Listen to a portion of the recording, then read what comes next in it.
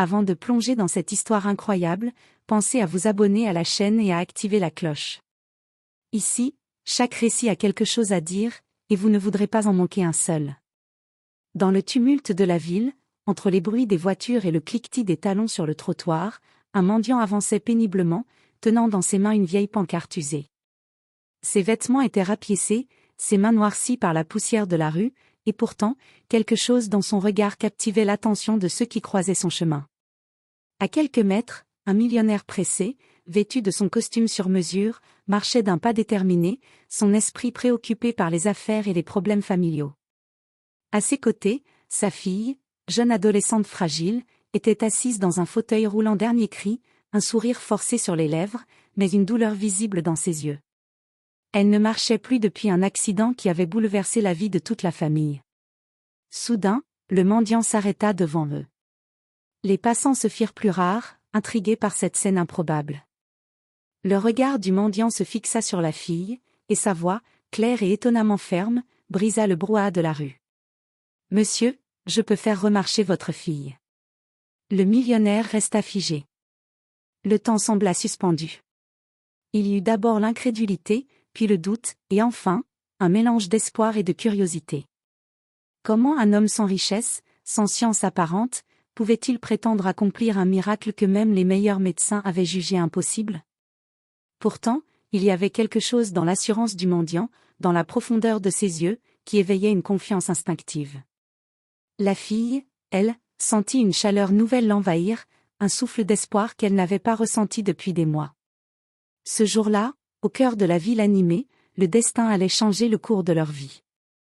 Un miracle inattendu se préparait, et rien ni personne ne pourrait prévoir l'ampleur de ce qui allait suivre.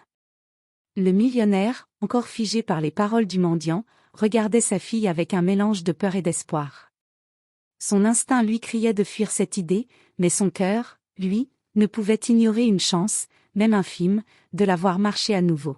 « Qui êtes-vous » demanda-t-il enfin, sa voix tremblante, mêlant doute et curiosité. Le mendiant s'inclina légèrement, avec une politesse inattendue pour quelqu'un de si humble. « Je m'appelle Elias. Je ne suis pas médecin, mais j'ai un don que je peux utiliser pour votre fille. » Le millionnaire sentit un frisson parcourir son échine. Chaque médecin, chaque spécialiste qu'il avait consulté avait secoué la tête, secoué ses espoirs. Et voilà qu'un inconnu, vêtu de haillons, lui promettait un miracle.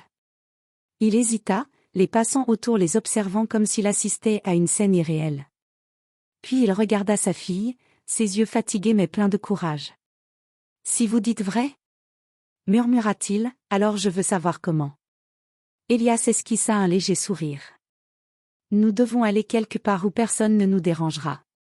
C'est là que tout commencera. » Sans poser plus de questions, le millionnaire suivit le mendiant dans les ruelles étroites de la ville, jusqu'à un petit bâtiment délabré que personne ne remarquait jamais. L'intérieur était simple, presque dépouillé, mais une chaleur étrange émanait des murs, et un parfum subtil flottait dans l'air. « Asseyez votre fille ici, » dit Elias, guidant le fauteuil roulant vers un tapis ancien. « Tout ce dont nous avons besoin, c'est de confiance. Sans cela, rien ne sera possible. » Le millionnaire sentit son cœur battre plus vite. Il avait toujours été un homme de logique, de chiffres et de résultats tangibles. Mais face à l'espoir de voir sa fille marcher à nouveau, il était prêt à abandonner toute certitude. Alors qu'Elias commençait ses gestes mystérieux, posant doucement ses mains au-dessus des jambes de la fille, une lueur étrange illumina la pièce. Le millionnaire retint son souffle, ne sachant pas si ce qu'il voyait était réel ou le fruit de son imagination. Et au fond de lui, il sentit naître une conviction, ce mendiant, ce simple homme de la rue, allait changer leur vie pour toujours. Le silence dans la petite pièce délabrée était presque religieux. Le millionnaire observait chaque mouvement d'Elias, incapable de détourner les yeux. Les mains du mendiant ne touchaient pas vraiment la fille, elle semblait flotter au-dessus de ses jambes, effectuant des gestes précis, presque rituels. Au début, rien ne se passa. Le millionnaire sentit son espoir vaciller, mais il ne dit rien. La fille, elle, ferma les yeux et prit une profonde inspiration, comme si elle sentait quelque chose qu'il était impossible de comprendre. Puis, un léger frémissement parcourut ses jambes. D'abord un mouvement presque imperceptible, puis un autre, plus affirmé. Les yeux de la fille s'ouvrirent de surprise. Papa, je sens mes jambes. Le millionnaire sentit ses émotions exploser. C'est impossible, murmura-t-il, mais il ne pouvait nier ce qu'il voyait. Les jambes de sa fille bougeaient lentement, timidement, mais bougeaient. Elias, toujours calme, posa une main sur l'épaule du millionnaire. Ce n'est que le début. La confiance et la patience sont essentielles. Le millionnaire s'agenouilla à côté de sa fille, tenant ses mains tremblantes. Tu peux le faire, je crois en toi. La fille hocha la tête, concentrée sur les sensations qui parcouraient ses jambes. Quelques minutes plus tard, un miracle encore plus inattendu se produisit. La fille se leva lentement, soutenue par le millionnaire, puis fit quelques pas hésitants, mais bien réels. Les larmes coulaient sur les joues du père et de la fille, mélange d'émerveillement et de soulagement. Les murs de la pièce semblaient vibrer d'une énergie nouvelle. Le mendiant, immobile, souriait doucement. Ce n'est qu'un premier pas. Le chemin sera long, mais il est maintenant possible. Le millionnaire, encore tremblant d'émotion, regarda Elias avec gratitude et respect. Jamais dans sa vie il n'aurait imaginé que la rue, les haillons et la simplicité apparente puissent cacher un pouvoir capable de changer sa vie. Et dans cette petite pièce oubliée de tous, un lien invisible se créa entre eux, celui de la foi, de l'espoir et d'un miracle inattendu qui ne faisait que commencer. Les jours suivants, le millionnaire accompagna sa fille à chaque séance avec Elias.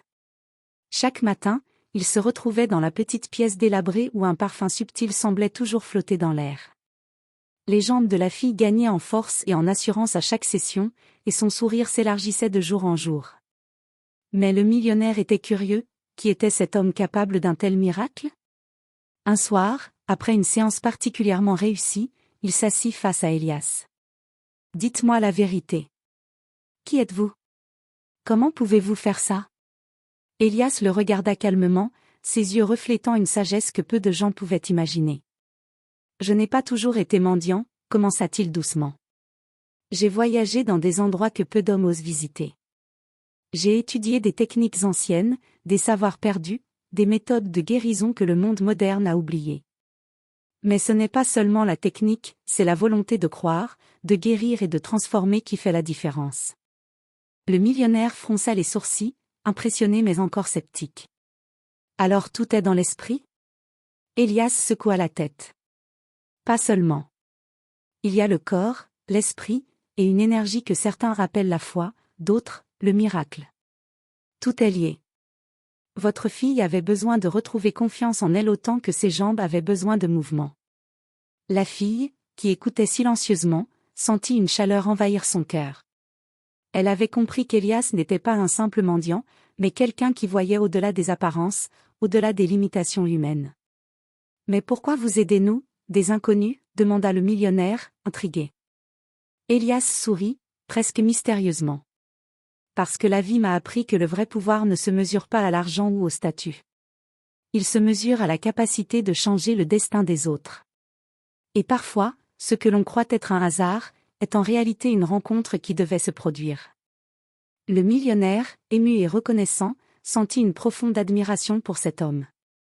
Sa fille, elle, était désormais capable de marcher avec assurance, de courir presque, et chaque pas était une victoire sur la peur et le désespoir. Mais un mystère persistait, qui était vraiment Elias, et jusqu'où irait-il pour que ce miracle soit complet? Le millionnaire savait qu'il allait découvrir bientôt que le mendiant portait un passé bien plus incroyable et secret qu'il n'aurait jamais pu imaginer. Quelques semaines s'étaient écoulées depuis la première rencontre avec Elias. La fille du millionnaire marchait désormais avec assurance, parfois même en courant, ses rires résonnant dans la maison familiale comme une musique oubliée depuis longtemps. Chaque pas semblait effacer les mois de douleur et de frustration qu'elle avait endurés. Le millionnaire, quant à lui, observait cette transformation avec un mélange de gratitude et d'émerveillement. Mais il ne pouvait se défaire d'une question, qui était vraiment Elias? Un soir, après une séance dans la petite pièce délabrée, il osa enfin demander, « Elias, je dois savoir. Vous avez ce don, cette capacité, mais d'où vient-elle? Qui êtes-vous vraiment ?» Le mendiant le regarda avec un sourire énigmatique, et pour la première fois, il sembla hésiter. « Il est temps que vous sachiez. Il fit signe à la fille de s'asseoir, puis prit une profonde inspiration.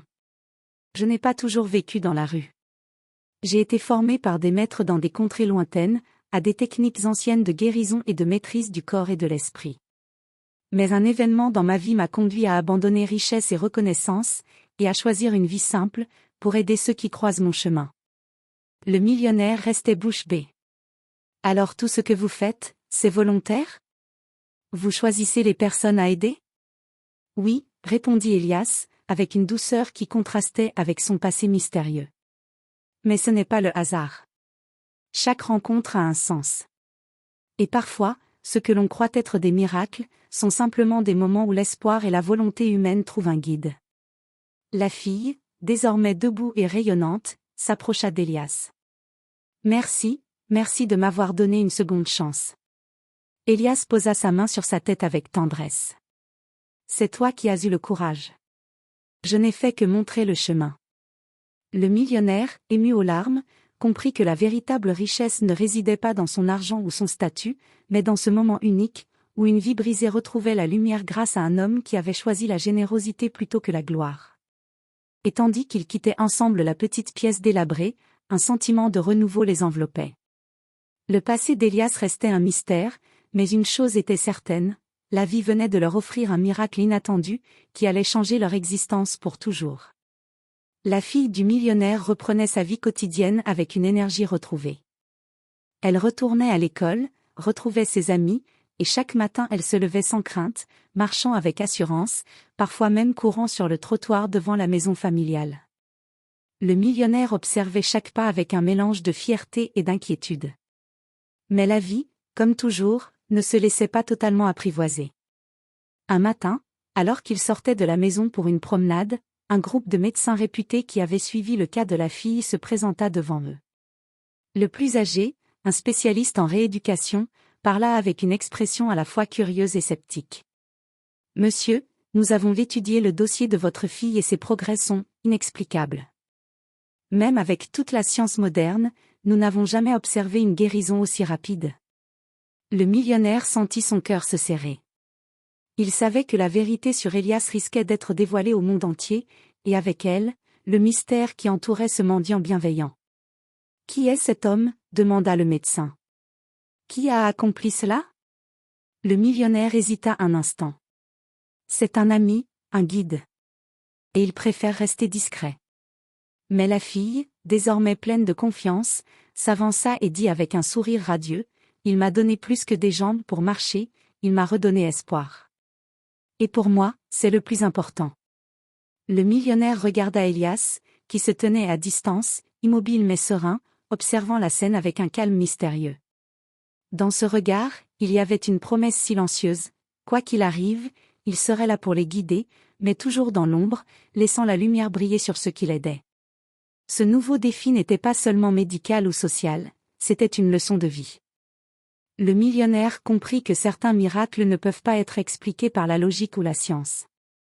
Certains miracles naissent simplement de la foi, du courage et de la rencontre improbable d'âmes déterminées à changer leur destin. Et tandis qu'ils rentraient chez eux, tous trois pères, filles et mendiants, une certitude s'imposa, leur vie venait de basculer pour toujours, et aucun obstacle ne pourrait jamais effacer le lien indestructible qu'ils avaient créé. Quelques semaines après la guérison spectaculaire de sa fille, le millionnaire croyait que tout était enfin revenu à la normale. Pourtant, la vie avait encore une leçon à leur offrir. Un après-midi, alors qu'il se promenait dans un parc, un journaliste spécialisé dans les histoires insolites les reconnut. « Monsieur, excusez-moi, » cria-t-il, agitant un carnet et un stylo. « Nous avons entendu parler de la guérison miraculeuse de votre fille. Qui est cet homme qui l'a accompli ?» Le millionnaire sentit son cœur se serrer. Elias, toujours discret et humble, resta silencieux, mais son regard trahissait une légère inquiétude. Il savait que révéler son identité pourrait attirer une attention qu'il ne désirait pas. « C'est un ami », balbutia le millionnaire, essayant de protéger le secret. « Il préfère rester discret. » Mais le journaliste insistait, et bientôt, une petite foule commença à se former, curieuse et bruyante.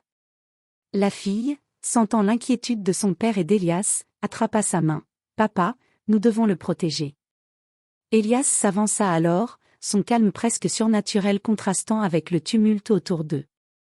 Je ne cherche ni gloire, ni reconnaissance. Ce que j'ai fait pour elle, je l'aurais fait pour n'importe qui. Le millionnaire comprit que cet événement était plus qu'une simple intrusion de la presse, c'était un test. Un test de confiance et de loyauté envers Elias, l'homme qui avait changé leur vie. Le journaliste, voyant que la foule était désormais attentive, demanda « Mais pourquoi rester dans l'ombre alors que vous pourriez être reconnu pour ce miracle ?» Elias sourit, et sa voix résonna avec une autorité douce mais ferme, parce que le vrai pouvoir réside dans ce que l'on fait, pas dans ce que l'on obtient en retour. La gratitude et l'amour que j'ai reçus suffisent. La foule, touchée par ces paroles, se tut, et lentement, les journalistes baissèrent leurs carnets. Le millionnaire sentit un poids se lever de ses épaules, Elias avait prouvé que son humilité était aussi grande que son pouvoir. Ce jour-là, il comprit une vérité profonde, certaines rencontres changent le destin, mais seule la confiance et le respect permettent de préserver les miracles. La vie de sa fille était désormais entre de bonnes mains, et le secret de l'homme mystérieux restait intact, prêt à surgir au moment où il serait vraiment nécessaire. Un soir, alors que la maison du millionnaire était baignée par la lumière douce des lampes, un visiteur inattendu frappa à la porte. C'était un vieil homme, portant un manteau usé et un regard pénétrant. Le millionnaire, surpris, ouvrit prudemment. « Elias !» murmura l'homme. À ce moment, le mendiant s'approcha, ses yeux trahissant une émotion rare, surprise mêlée à respect. « Qui êtes-vous » demanda le millionnaire, inquiet. Le vieil homme s'inclina légèrement. « Je suis l'un des maîtres qui ont formé Elias. J'ai suivi son parcours et je devais m'assurer qu'il reste fidèle à sa mission. » Le silence tomba sur la pièce. La fille regardait Elias avec des yeux écarquillés, tandis que le millionnaire sentait son souffle se couper. Tout ce qu'Elias leur avait dit sur son passé n'était qu'une partie de la vérité. « Vous avez été formé pour guérir et aider, » continua le vieil homme. « Mais vous avez choisi de quitter le monde des honneurs et de la richesse pour rester parmi les humbles. Votre humilité et votre générosité sont ce qui fait votre véritable force. » Elias baissa les yeux, modeste mais déterminé. « Je n'ai jamais cherché la gloire. Ma mission est de permettre à ceux que je rencontre de retrouver espoir et force. » Le millionnaire, ému, posa une main sur l'épaule de son ami. « Vous avez changé notre vie. Ma fille ne marche plus seulement, elle vit à nouveau. » Le vieil homme sourit, puis se tourna vers la fille. « Et toi, jeune fille, souviens-toi toujours que ce que tu as reçu n'est pas seulement un don physique. C'est un rappel que l'espoir, la confiance et le courage peuvent accomplir des miracles. » Ce soir-là, le millionnaire comprit pleinement l'ampleur de ce qu'Elias représentait. Ce n'était pas seulement un mendiant capable de miracles, c'était un guide, un mentor, un gardien du pouvoir de l'espoir. Alors que la nuit enveloppait la ville, la famille et leurs mystérieux amis comprirent que leur rencontre n'avait pas été un hasard. Et que, parfois, les miracles les plus extraordinaires viennent de ceux que l'on croit les plus ordinaires. Les mois passèrent, et la fille du millionnaire reprit entièrement sa vie. Elle marcha, courut, et retrouva ses amis avec une énergie et une joie que personne n'aurait cru possible après son accident. Mais plus que sa guérison physique, c'était sa force intérieure qui captivait tous ceux qui la rencontraient. Un matin, elle se réveilla avec une idée qui bouleverserait encore plus leur quotidien. « Papa, je veux aider les autres comme Elias m'a aidé. » Le millionnaire sentit une émotion profonde l'envahir. « Ma chérie, tu es encore jeune, mais ton cœur est déjà grand. » Elias, assis calmement dans un coin de la pièce, sourit doucement. « C'est exactement ce que j'espérais. Les miracles ne sont pas destinés à rester secrets. Ils doivent inspirer et éveiller la lumière dans d'autres cœurs. » Ainsi commença une nouvelle phase de leur vie. La fille, guidée par Elias, visita des hôpitaux, des centres pour enfants handicapés et des familles dans le besoin. Elle apportait soutien, sourire et réconfort, transmettant ce qu'elle avait reçu, espoir, courage et confiance. Le millionnaire, voyant sa fille rayonner et faire rayonner les autres, comprit que le véritable miracle n'était pas seulement qu'elle puisse marcher à nouveau. Le véritable miracle était le cercle de bonté et de générosité que cette rencontre improbable avait créé. Elias, discret comme toujours, les accompagnait, observant avec satisfaction chaque sourire, chaque pas retrouvé, chaque larme de gratitude. Il savait que sa mission n'était pas terminée, mais qu'il avait semé les graines d'un futur où la foi et la détermination pouvaient transformer des vies, bien au-delà de ce qu'il avait pu imaginer. Et dans le cœur de chacun père, fille et mendiant résonnait une certitude lumineuse, les miracles ne sont jamais isolés. Ils se propagent, s'étendent et, parfois, changent le monde entier, un cœur à la fois. Alors que tout semblait enfin apaisé, un événement inattendu vint troubler leur quotidien. Un investisseur influent, intrigué par la guérison miraculeuse de la fille, chercha à exploiter cette histoire pour son profit. Il voulut convaincre le millionnaire de dévoiler publiquement l'identité d'Elias, promettant fortune et notoriété en échange d'une exposition médiatique. Le millionnaire, fidèle à la discrétion d'Elias, refusa fermement. Mais l'investisseur ne comptait pas abandonner et menaça de publier la vérité, mettant en péril la tranquillité de leur vie et surtout celle de la fille. La jeune fille sentit alors le poids de la situation. Elle s'adressa à son père. « Papa, ce que nous avons reçu n'est pas à vendre. Ce miracle doit rester un symbole d'espoir, pas un outil de profit. » Elias, silencieux jusqu'alors, s'avança. Il est temps de montrer que le vrai pouvoir ne réside pas dans l'argent ni dans la gloire. Avec courage et calme, ils décidèrent d'affronter publiquement l'investisseur. La fille, rayonnante et confiante, parla devant une foule et des caméras. « Le miracle que j'ai reçu ne peut être réduit à une histoire sensationnelle. Il nous a donné de l'espoir et du courage, et c'est ce qui compte. » Le millionnaire, fier et ému, ajouta, « La véritable richesse est dans ce que nous faisons pour les autres, pas dans ce que nous possédons. » L'investisseur, voyant sa tentative d'exploitation échouer, dut reculer, impuissant face à la force du lien entre la famille et Elias. La fille, désormais pleinement rétablie, avait prouvé qu'elle n'était pas seulement bénéficiaire d'un miracle, mais aussi porteuse d'un message universel, l'espoir et la bonté triomphent toujours lorsque le cœur et l'esprit sont en accord. Elias, souriant avec fierté et humilité, observa le trio. Leur confiance mutuelle avait résisté à l'épreuve la plus difficile, et le miracle, bien plus qu'un simple acte de guérison, était devenu un symbole vivant de foi, de courage et d'amour. Le soleil se levait doucement sur la ville, illuminant la maison familiale d'une lumière chaleureuse. La fille du millionnaire, désormais pleinement rétablie, courait dans le jardin avec un sourire radieux, ses rires résonnant comme une promesse de bonheur et d'espoir. Le millionnaire, assis sur le banc à côté d'Elias, observait cette scène avec une profonde gratitude. « Je ne pourrai jamais assez te remercier pour tout ce que tu as fait, Elias, » dit-il, la voix pleine d'émotion. Elias secoua doucement la tête, un sourire empreint de modestie sur le visage. « Ce n'est pas moi le miracle. Le vrai miracle, c'est vous et votre fille, votre volonté et votre cœur ouvert. J'ai simplement guidé ce qui existait déjà en vous. » La fille s'arrêta et courut vers eux, entourant Elias de ses bras. « Merci pour tout, Elias. Grâce à vous, j'ai appris que l'espoir peut transformer nos vies. » Le millionnaire comprit alors que le cadeau le plus précieux qu'Elias leur avait offert n'était pas seulement la marche retrouvée de sa fille, mais une leçon de vie. La générosité, la confiance et le courage sont capables de changer le destin. Elias se leva, prêt à repartir vers d'autres vies à transformer. Mais il laissa derrière lui un héritage indélébile. La fille marchait, courait et rayonnait, prête à répandre à son tour l'espoir autour d'elle, et le millionnaire, son cœur plein de reconnaissance, savait que jamais il n'oublierait le mendiant qui avait bouleversé leur existence. Alors que le trio se tenait dans le jardin, le vent léger portait un message silencieux mais puissant. Les miracles existent, mais ils naissent du courage de croire, de la force de donner et de la magie des rencontres inattendues. Et dans cette ville animée, là où tout semblait ordinaire, une histoire extraordinaire venait de s'écrire, laissant derrière elle une empreinte de lumière que personne ne pourrait jamais effacer.